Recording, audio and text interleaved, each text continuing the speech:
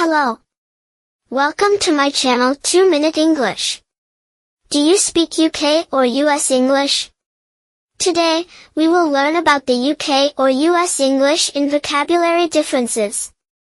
1 Everyday words. UK. Live. Flat.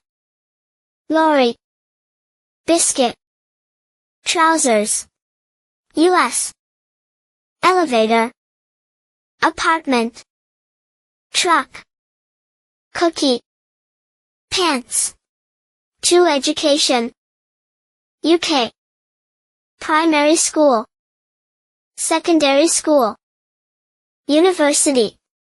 US. Elementary school. High school. College. 3 Food and drink. UK.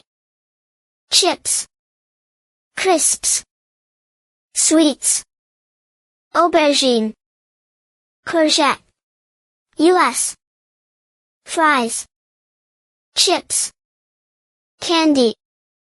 Eggplant. Zucchini. For transport. UK. Petrol. Car. Park. Roundabout. Underground. US. Gasoline.